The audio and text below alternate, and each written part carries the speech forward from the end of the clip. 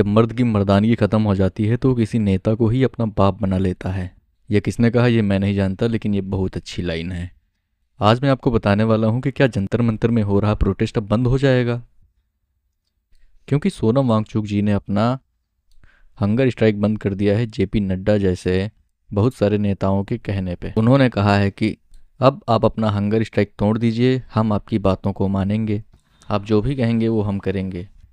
इधर प्रधानमंत्री जी ने भी एक ऐसे करके वीडियो बनाया है और उसमें कहा है कि बहुत गलत हो रहा है। नीट का जो अखबार लीक हुआ है, सॉरी अखबार तो वो रवि किशन ने कहा है, नीट पेपर जो लीक हुआ है इसके ऊपर कड़ी कार्रवाई होगी और अब से कोई नीट का पेपर लीक नहीं होगा। लॉ इन्फोर्समेंट की जाएगी ताकि फ्यूचर में कोई पेपर लीक ना हो। नए नए नियम बनाए जाएंगे, सख्त कार्रवाई होगी। लेकिन सवाल वही रहता है कि क्या अभी तक नियम नहीं बने हुए थे? इसका जवाब है बने हुए हैं, इतने सारे नियम बने हुए हैं। आप सोचिए कि ऐसा कौन सा नियम होगा जिसमें यह लिखा हुआ होगा कि नीट का पेपर लीक हो जाए तो कोई बात नहीं। ऐसा तो नियम कोई है ही नहीं। ऐसा भी नियम नहीं होगा कि नीट का पेपर लीक होना चाहिए। नियम तो ये होगा ना कि नीट का पेपर लीक नहीं होना चाहिए, कोई भी पेपर लीक नहीं होना चाहिए। लेकिन होता क्या है कि कुछ पैसों के लिए सरकारी नौकर अपना ईमान बेच देते हैं, बच्चों का भविष्य बेच देते हैं। खैर इन चीज़ों को साइड में रखते हैं, लेकिन सबसे बड़ा सवाल यही रहता है कि क्या प्रोटेस्ट ख़त्म हो जाएगी? आप देखिए 20 जुलाई एक ऐसा दिन है जो इतिहास में लिख दिया गया है, समझ लीजिए।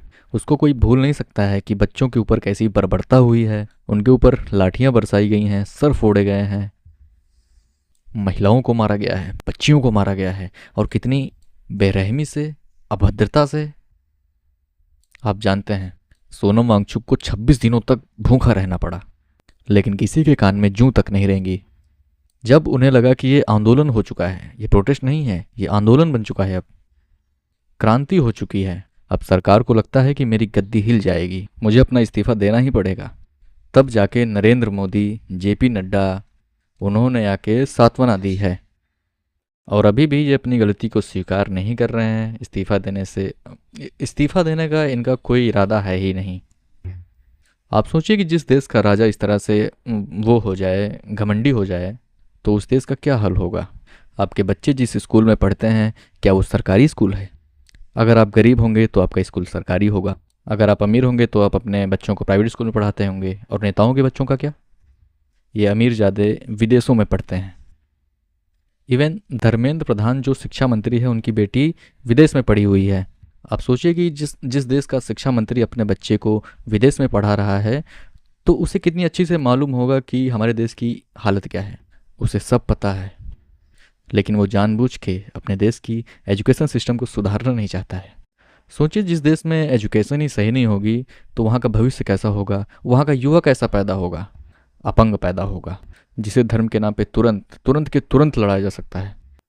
उसे कह दो कि आप खतरे में हो, वो तुरंत हथियार उठा लेगा।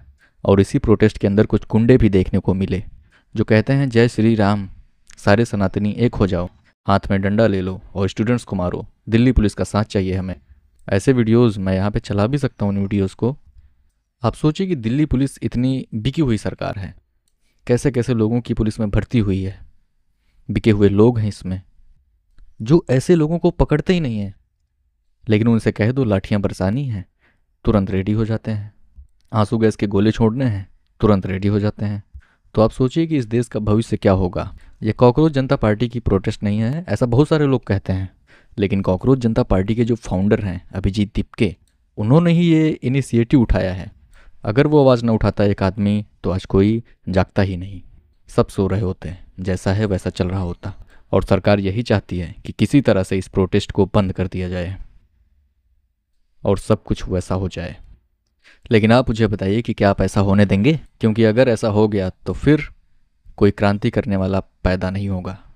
होगा तो कितने साल में होगा हमें नहीं पता है, और तब तक ये देश एक कठपुतली बन के रह जाएगा किसी राजा की। अपने देश में कुछ लोग ऐसे भी हैं जो भारतीय जनता पार्टी का बहुत समर्थन करते हैं। इन लोगों को सोचना चाहिए कि हम किसी पार्टी का समर्थन करने के लिए नहीं है यहाँ पे। हम एक भारतीय हैं, हमें अपने देश से प्यार होना चाहिए, किसी राजा से नहीं, किसी पार्टी के नेता से नहीं। हम उसे अपना पापा क्यों बना के बैठे हैं? किसी भी पॉलिटिकल पार्टी को अपना बाप, अपना भाई मत बनाइए। वो किसी के नहीं होते हैं। उन्हें अपनी सत्ता से प्यार है, आपसे नहीं। आपको लगता है कि वो हमारे लिए काम कर रहे हैं, लेकिन ऐसा बिल्कुल नहीं है। वो अपने लिए काम करते हैं। और जो राजा अपने देश के लिए काम करता है वो साफ साफ बाहरी देशों में दिखाई देता है। लेकिन हमारे देश में क्या है? क्या आपको सरकारी स्कूलों में अच्छी शिक्षा मिलती है? नहीं मिलती है। इस बात का एग्जाम्पल ये है कि आप अपने बच्चे को प्राइवेट स्कूल में भेजते हो, क्योंकि आपको भी पता है कि सरकारी स्कूल में पढ़ाई नहीं होती है। क्या हमारे देश में हॉस्पिटल्स, सरकारी हॉस्पिटल्स में दवाइयाँ अच्छी मिलती हैं? नहीं मिलती हैं। क्यों? क्योंकि आप अच्छी दवाइयों के लिए, अच्छी सर्विसेज के लिए प्राइवेट हॉस्पिटल्स में जाते हो। अगर किसी महिला को अपना सिजेरियन कराना हो, अपने बच्चे की डिलीवरी करानी हो, तो क्या वो किसी सरकारी अस्पताल में जाती है? किसी नेता की वाइफ किसी सरकारी अस्पताल में दिखेगी आप? नहीं। क्योंकि उसको पता है जो सरकारी अस्पताल है वो भ्रष्ट हो चुका है। वहाँ पे आपका इलाज सही से नहीं होगा। ऊपर से आपको गालियाँ भी दी जाएंगी। ये ग्राउंड लेवल की बात बता रहा हूँ मैं आप। किसी गरीब आदमी से पूछना या फिर खुद सरकारी अस्पताल में जाके देखना। मजबूरी में लोग आते हैं वहाँ पे इलाज कराने।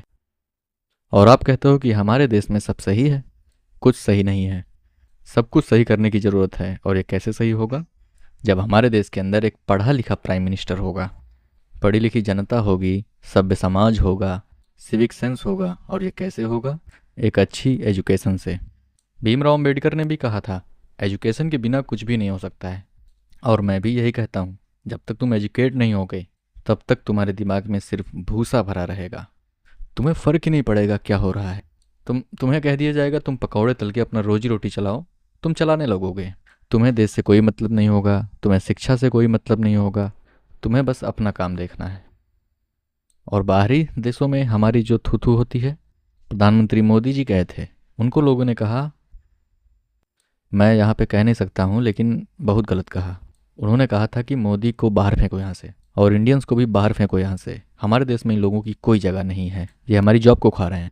आप सोचिए कि हमारे देश का युवा बाहर के देशों में जाकर अपनी जॉब ढूंढता है, उसे अपने देश में नौकरी ही नहीं मिलती है। भ्रष्टाचार चरम सीमा पे है। यही वो समय है जब हमें अपने देश के लिए खड़े होना चाहिए। आपका धर्म, आपकी आस्था अपने भगवान से होनी चाहिए, ऐसे नेताओं से नहीं जो आपके भगवान, आपके बजरंगबली को अपनी पॉलिटिकल पार्टी का एक आदमी बना के उसको एक एक झंडा लेकर के नचवा रहे हो। क्या ये आपके धर्म को बचाएंगे या धर्म का नाश करने वाले हैं? आपका अगर धर्म कोई भी हो, आप अपने धर्म को जानिए, उसको समझिए। उसके बाद देखिए कि क्या आपके धर्म का इस्तेमाल करके आपसे वोट ली जा रही है। क्या आपके धर्म का सिर्फ इस्तेमाल किया जा रहा है वोट बैंक के लिए। इन चीज़ों को आप तभी जान पाएंगे जब आप पढ़े लिखे होंगे। क्योंकि अगर आप अनपढ़ हैं तो आपके पास बुद्धि का विकास नहीं होगा। वीडियो में बोलने के लिए बहुत सारी चीज़ें हैं, लेकिन फ़िलहाल ये प्रोटेस्ट रुकनी नहीं चाहिए जब तक धर्मेंद्र प्रधान जी का इस्तीफ़ा नहीं हो जाता है। और कोशिश करिए कि प्रधानमंत्री मोदी जी का भी इस्तीफ़ा हो जाए, क्योंकि हमें एक अच्छा लीडर चाहिए। जब राजा ही सही नहीं होगा तो जनता कैसी होगी, आप सोचिए। ये प्रोटेस्ट कभी ना हो पाती अगर हमारे देश के युवा पढ़े लिखे ना होते। लिटरेसी रेट बढ़ा है, जनता जागरूक हुई है, क्रिटिकल थिंकर हुई है, तब जाके ऐसा मोमेंट चालू हुआ है। आप सोचिए कि इतने लोग वहाँ पे गए थे जंतर मंतर में। वो कौन लोग थे? वो एजुकेटेड लोग थे। ना उनके पास कोई हथियार था, ना उसके पास लाठी थी, डंडे थे, ना उनके पास कोई धर्म का झंडा था। क्योंकि पढ़ा लिखा आदमी धार्मिक होने से पहले देशभक्त होता है। और आप भी देशभक्त बनिए, धार्मिक भी बनिए, लेकिन अंधे मत बनिए। धन्यवाद।